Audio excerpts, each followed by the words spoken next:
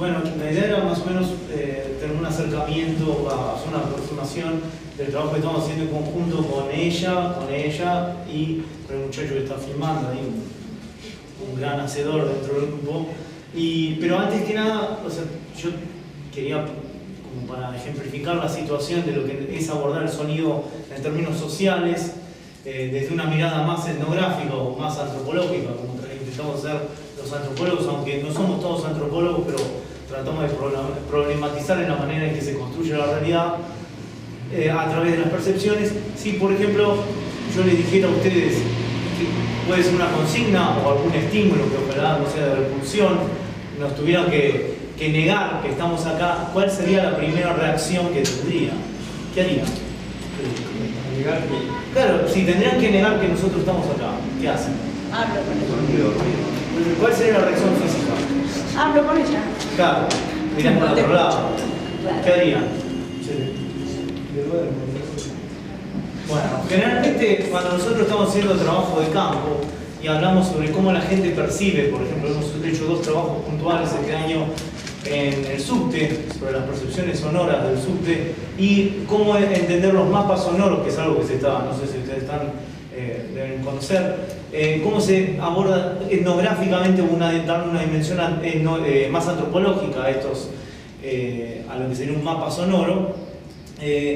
Hemos encontrado que cuando abordamos los campos, le preguntamos a las personas que viven en determinado lugar cómo percibe su lugar, lo último que dejan, o una de las percepciones, siempre el sonido queda relegado a la idea de imagen, o sea, esto de mirar para otro lado, o sea, el recorte. Lo interesante es que de los 5 sentidos que podríamos decir que socioculturalmente o occidentalmente tenemos reconocido con las cuales percibimos la realidad, de los 5 sentidos, el sonido nos ha dado una apertura, nos ha abierto una puerta para trabajar lo que es particularmente la construcción subjetiva del sujeto social del entorno en el que vive. ¿Por qué? Porque yendo básicamente a las cuestiones más fácticas, si uno no quiere ver algo, cierra los ojos o mira para otro lado. Si uno no quiere oler algo, más allá de después si es muy insistente se tapa la nariz, la primera reacción es no respirar. Si uno no quiere degustar algo, cierra la boca o retrae. Si uno no quiere tocar, también se retrae físicamente.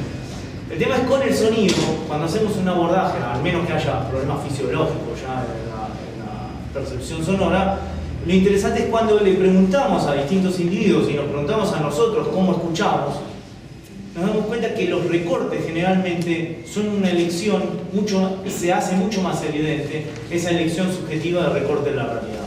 Cuando nosotros, por ejemplo, en un abordaje que hemos hecho muchos trabajos de campo en estos últimos meses en la zona de Flores, y no queremos quedarnos solo con una perspectiva, estoy hablando en términos visuales para hablar en términos sonoros, de lo que es la sonoridad de Flores, sino queremos ver distintos matices de sonoridad en 16 cuadras que elegimos en contraste, digamos, haciendo distintos registros. Lo interesante es que las personas que estaban al lado de la vía de tren en la estación de Flores, cuando le preguntábamos sobre los sonidos con los cuales describiría el lugar donde cotidianamente transitan, describían, por ejemplo, a 2 policías que le preguntamos, decía, el silbato del policía de la otra cuadra, estaban al lado de la barrera, el silbato del policía de la otra cuadra, las bocinas impacientes de quienes quieren cruzar, la gente hablando por celular o escuchando música.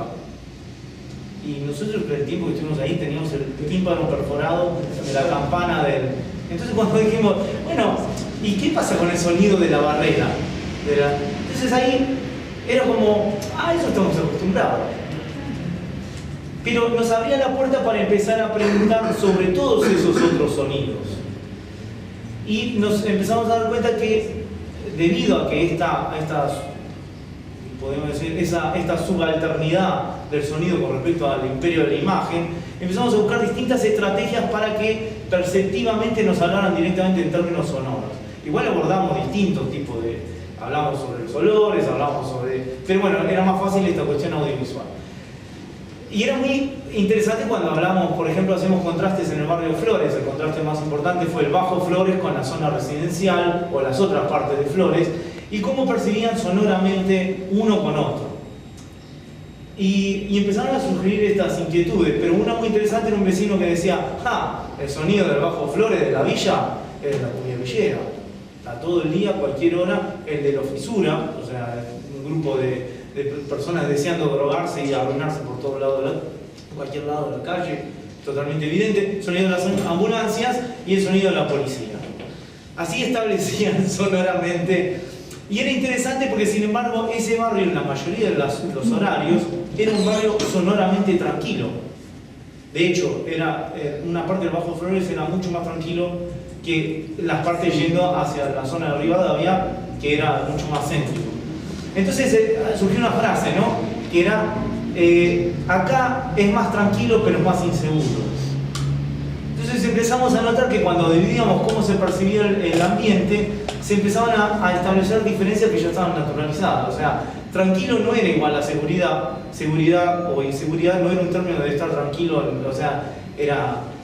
Y empezamos a notar una cierta complejidad que, bueno, que fue dando distintos resultados. Pero lo interesante es que, y es lo que quería aportar mínimamente en esta discusión, por poco tiempo, y hay interesantes exposiciones, es que lo interesante de la construcción a partir de la percepción del sonido, que puede ser no solo musical, sino en toda esta gama que estamos tratando de abordar, descubrimos que los recortes subjetivos que hacen los seres humanos sobre la realidad, abre una puerta a romper algo que nos hace, es mucho más difícil, por ejemplo, con el tratamiento de la imagen en cuanto a la naturalización. O sea que es, no sé si es claro, un poco, capaz que estoy medio confundiendo la cuestión, ya termino. Pero lo interesante es que a través del sonido, con los mismos entrevistados, hemos podido establecer un nexo de cuestionamiento de cómo percibimos la realidad, que era un poco lo que veníamos buscando como objetivo. Así que, la idea...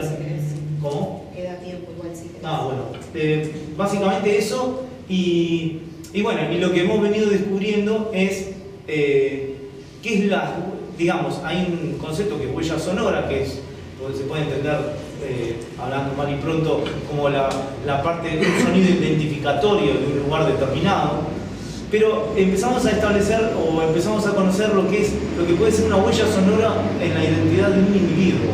Cuando le preguntamos hace 10 años atrás, por ejemplo en el barrio de Flores o en cualquier otro lado, qué sonido recordaba, en algunos casos salía este sonido, justamente estamos a 10 años prácticamente, de los cacerolazos o de las grandes manifestaciones, y cómo percibía eso ahora. Por ejemplo, en el subterráneo fue interesante encontrar una persona que estaba totalmente acostumbrado él mismo se autodefinía como acostumbrado al sonido del tren. Y él decía que, claro, hablaba por año por el sonido de las manifestaciones, o sea, que transcurrían en el subte. O sea, se hablaba como lo distinto, y parece que si hubiéramos profundizado un poco más esa conversación, podíamos hablar de la percepción social de conflicto a partir de ese nivel de sonoridad o característica del sonido en el subte. Bueno, esta es una de las líneas de abordaje, como las otras de análisis musical, y es interesante este fenómeno de mezcla de consumo tecnológico, lo que está provocando esto, digamos, por una parte, sujeto social que percibe, y por otro lado, la construcción de lugares que podemos tener en cuanto a la idea de sonoridad, que hay un fenómeno que es muy interesante, en el cual yo escucho muchos amigos míos que se quejan, por ejemplo, el individuo que va con determinado tipo de música, muy preocupado, puede ser valorativo por lo que es alta fidelidad de sonido, sino que sature el parlante, y la queja del entorno, que nadie dice nada, pero como la cara de molestia, como decir, aparte de los valores despectivos hacia el tipo de música que generalmente se escucha. Por suerte el otro día, yendo en el ómnibus, pude escuchar a 4 rock and rolleros que estaban escuchando Led Zeppelin a todo lo que daba, y también me molestaba. Entonces me di cuenta que no era solo un prejuicio con un sector, sino que me molestaba el ruido a ese nivel, o el sonido de ese nivel, por así decirlo. Bueno, lo interesante es que viendo cómo estos espacios, cómo en espacios de tanta saturación de sonido, interpelando a nosotros a distintos sujetos, cómo eligen los sonidos a recortar de la realidad o qué es lo que desean, es interesante esta construcción de identidades en el transitar urbano que tienen muchas personas que están con estos aparatos, estos dispositivos de pasar constantemente música, el nivel de aislamiento, el nivel de constituir cualquier lugar como un lugar que parece más propio. Y aquí podemos ir a lo que es la definición de identidad del lugar, o lo que en algunos conceptos podemos tratar como un lugar o no lugar, pero no vamos a interiorizar ahí. Pero bueno, la idea es cómo nosotros venimos abordando la construcción de los espacios sonoros desde la subjetividad de las personas. O sea, es simplemente para abrir una puerta. Obviamente los que estén interesados se pueden quedar en contacto con nosotros para ver cómo desarrollamos